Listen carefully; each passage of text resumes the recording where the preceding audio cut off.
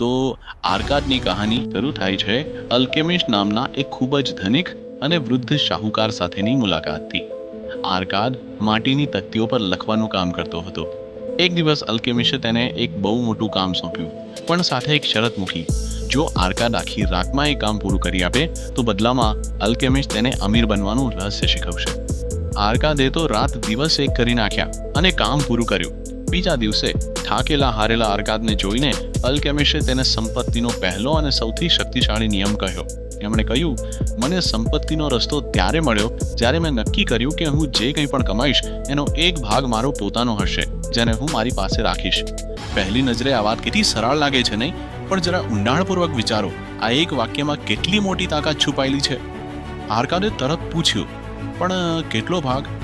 અલ્કેમિસ્ટે કહ્યું, ઓછામાં ઓછો 10મો ભાગ.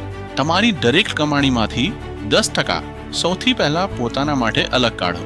આ કોઈ સાદી સલાહ નહોતી, આ તો સંપત્તિના આખા મહેલનો પાયાનો પથ્થર હતો. આને જ કહેવાય છે પે યોર સેલ્ફ ફર્સ્ટનો સિદ્ધાંત, એટલે કે સૌથી પહેલા પોતાને ચૂકવો. આપણે મોટાભાગના લોકો શું કરીએ છીએ? જેવી આવક આવે એટલે પહેલા ઘરનું ભાડું, કિરિયાણાવાળાના પૈસા, બીજા બધા ખર્ચા ચૂકવી દઈએ અને પછી છેલ્લે જે વધે એ બચાવવાનો પ્રયત્ન કરીએ છીએ.